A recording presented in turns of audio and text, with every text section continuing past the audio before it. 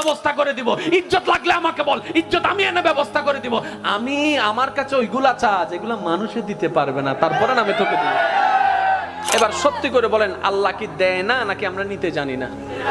আমি সবার মুখ থেকে শুনতে চাই, আল্লাহ কি আসলেই দেয় না নাকি নিতে জানি না? আচ্ছা, যে আল্লাহকে আপনারা মানেন, এটা ওই আল্লাহ না যেটা ফেরাউনকে দিছিল? যারা দাঁড়ায় আছেন তারা একটু বলেন না, এই আল্লাহ ওইটা না যেটা নমরুদকে দিছিল? এই আল্লাহ ওইটা না যেটা আবু জাহেলকে দিছিল? এত বড় বড় বাটফাটদেরকে যদি আল্লাহ দিতে পারে, আপনার মতো মুসলমানকে কেন দিতে পারবে না? উনি দিতে জানে, উনি দিতে পারে, আমরা নিতেও জানি না, চাইতেও জানি না। অনেক আল্লাহর বান্দা আছে বলে, আমি নামাজ পড়ি, তারপর আল্লাহকে চাইছি, আল্লাহর কাছে চাইছি, আল্লাহ আমাকে দেয় নাই। রোজা রাখছি, চাইছি আল্লাহর কাছে, আল্লাহ আমাকে দেয় নাই। আমি এত টাকা মান্নত করছি, চাইছি, আল্লাহ আমাকে দেয় নাই। আহাদে আল্লাহ কি তো আল্লাহ কন্টাক্ট হই না? তুমি কে? বলে যে বান্দা। দেনেওয়ালা কে? বলে যে আল্লাহ। তো আল্লাহ হচ্ছে মালিক, তুমি হচ্ছে গোলাম, তো তুমি চাইতে না থাকবা। তোমার কাজ হচ্ছে চাইতে যাওয়া, চাইতে যাওয়া। ওনার যেই দিন ইচ্ছে করবে সেই দিন দিবে। সময়, বার, তারিখ আপনার বেঁধে দেওয়ার কোনো অধিকার নাই। বাস শেষ তো।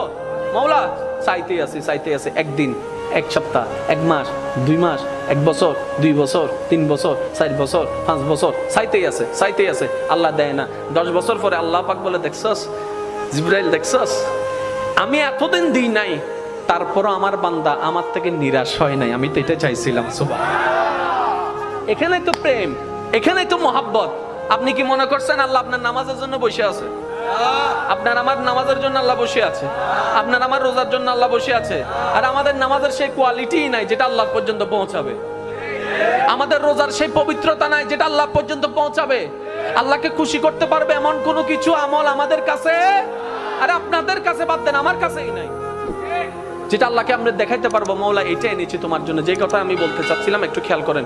বিদেশ থেকে যখন কেউ আসে তখন ওই আনে তো অনেক কিছু, একদম না পারলে বুঝ দেওয়ার জন্য কি আনে? চকলেট। এটা হচ্ছে বিদেশ। হাসর হচ্ছে আমাদের আসল দেশ।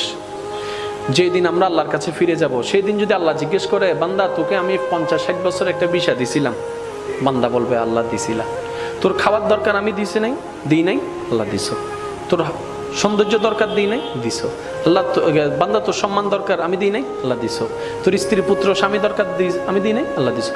তোর যা দরকার সব আমি দিছি তো? আল্লাহ দিছো। এবার আল্লাহ যদি জিজ্ঞেস করে, ওই দুনিয়ার থেকে আসার সময় আমি আল্লাহর জন্য কি আনছো? একটা জিনিস তো আমার জন্য আনছস নিশ্চয়, একটা জিনিস আমাকে দে। সেদিন আল্লাহকে কোন জিনিসটা দিবেন?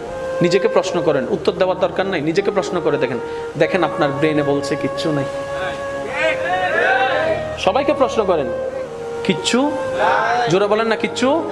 আল্লাহকে যে দিতে পারবো, আল্লাহ আমি এটা আনছি। এখন আমরা সাহস করে নামাজটা দিতে চাচ্ছি, ওই শুক্রবারের 2 রাকাত ওইটা আর কি দিতে চাচ্ছি। আবার মনে মনে লজ্জা, আগে কোনো সুন্নত নাই, পরে কোনো সুন্নত নাই, এটা আবার কেমনে দিই, এটা আবার কেমনে দিই। এবার অনেকে ওয়াক্তিয়া নামাজ দিতে চাচ্ছে, আবার মনে মনে ভয় হচ্ছে, এই নামাজ না সেই নামাজ যেই নামাজের মধ্যে বাজারের হিসাব করেছিলাম, এই নামাজ না সেই নামাজ যেই নামাজের মধ্যে কত কিছু চিন্তা করছিলাম, এই নামাজটা তো আল্লাহকে দেওয়ার মতো কোয়ালিটি নাই। এবার অনেকে বলে যে তাহলে রমজানের রোজাগুলা দিই। এবার রোজা যখন দেওয়া শুরু করলাম, ফজরের নামাজ কজা, জোহরের নামাজ কজা, আসরের নামাজ কজা, রাতভর তারাবি চলছে, আমি আপনি বাইরে বাইরে ট ট ট ট ট ট, এদিকে রোজা, এদিকে বাটপারি, এদিকে রোজা, এদিকে চরিত্রের খারাপ।